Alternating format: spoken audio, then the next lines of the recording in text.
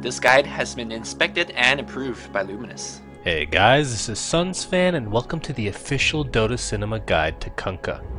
If you aren't familiar with this hero, you may want to watch the introduction we did for him at the corresponding link. Kunkka is a strength initiation hero who tends to be played as more of a side carry.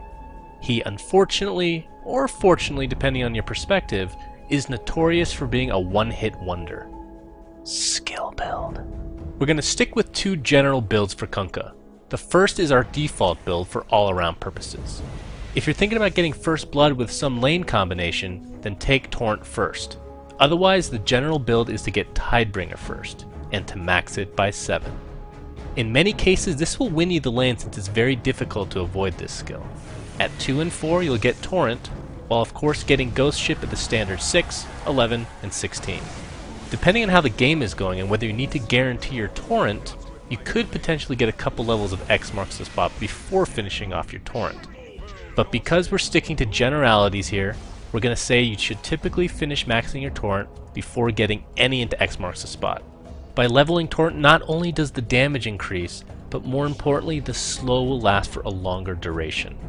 Now if you're a new player, then don't be ashamed of stopping at level 2 for X marks the spot. This of course will make it a lot easier for you to land your Torrent properly.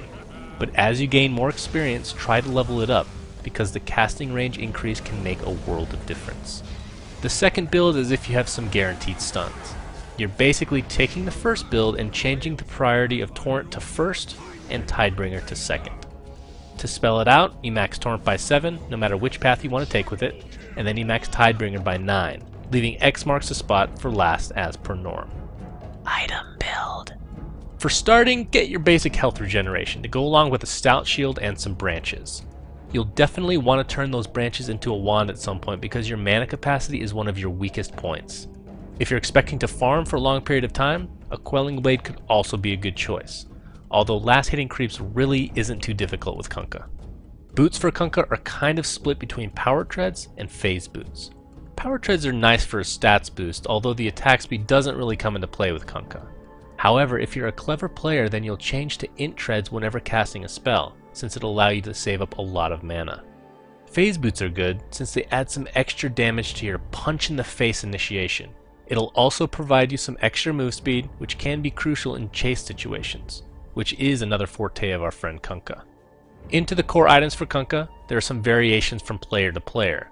An early Vanguard could be looked at if there's sufficient physical damage coming from the other team. Normally though, it's not needed, so going straight for a Shadow Blade is very popular. Shadow Blade allows you to initiate with lots of burst damage, which of course really plays well with your Tidebringer passive. If you feel some mana capacity is needed, then getting drums should also be looked at, since having one on your team is pretty much always a good idea. Regardless of what you decide, after Shadow Blade, you should go for some damage, namely a Crystallis, which of course you'll turn into a Daedalus. With good timing and a good prayer to your god of choice, you could potentially kill an entire team in one hit with a nice Shadow Blade Daedalus combo. Into the late game, your choices open up. If you need some tankability in fights, a Heart would be a nice choice. If you're getting focused down by magical attacks, then a BKB is a pretty obvious pickup. On the other hand, if you just want to farm even more, then a Battle Fury could also be looked at.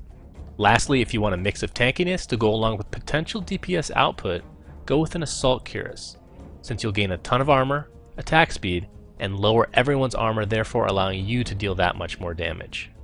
Gameplay. Kunkka's laning experience is really freaking easy.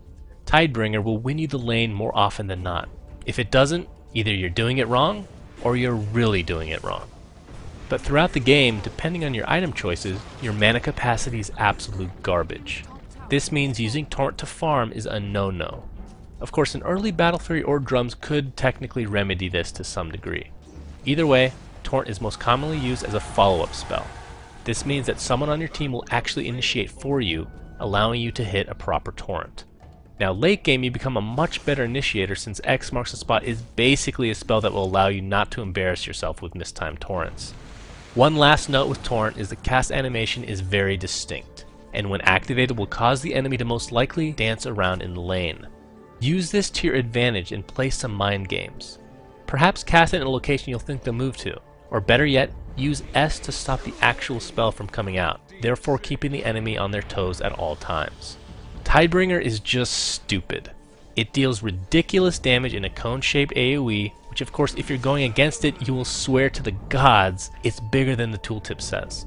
It's also not reduced by the target's armor value.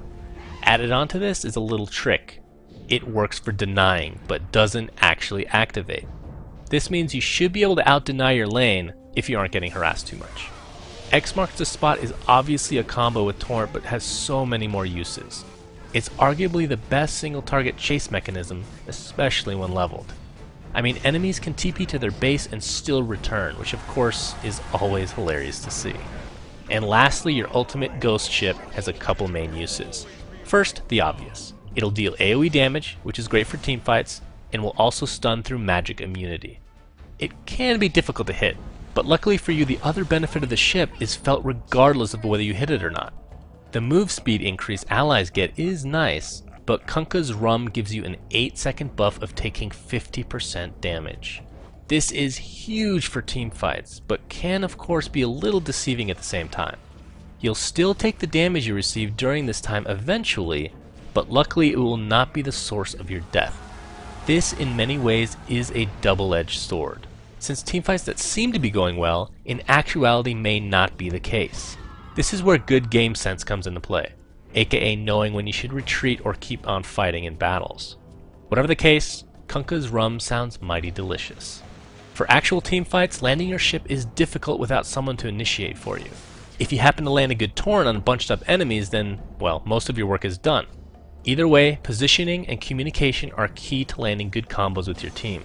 Whatever your combo is, for example a torrent into a ship, or the other way around, you'll typically see Kunkka players then Shadowblade in and hope for a monster crit. Of course, positioning is apparent even in this act, since you want Tidebringer to hit as many people as possible. Friends and foes. As we've talked about throughout this entire guide, friends for Kunkka are those that can help him set up a nice torrent, especially in the early to mid stages of the game. Examples of this include Shadow Demon, and, well, Shadow Demon. That's how good Disruption into Soulcatcher is. Aside from Shadow Demon, Lion and Crystal Maiden are also good candidates. Crystal Maiden especially with her Frostbite as well as the helpful Arcane Aura that Kunkka loves so much. Yeah, that's what Kunkka loves about Crystal Maiden. Heroes that you should stay away from as Kunkka are those with Silences and Mana Burn. One that fits both worlds is of course Silencer himself. But in the Mana Burn department you also have good old Anti-Mage and Nyx Assassin, while in the Silence department you have Bloodseeker and Doombringer. Lifestealer is also a decent counter to Kunkka since he tears through strength heroes as well as can disable the X marks the spot with his Rage. But the most important foe for Kunkka should be obvious.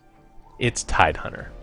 I heard the source of such hatred between them is that Kunkka ate Tide's babies, but unfortunately nothing's been confirmed. Thanks for watching guys, and please remember to subscribe to our YouTube. Also a big thanks to Flawless and Luminous who helped create this guide. You can check them out at their YouTube channels which are linked in the video description. Also be sure to check out our website at dotacinema.com and like us on Facebook at facebook.com/dotacinema.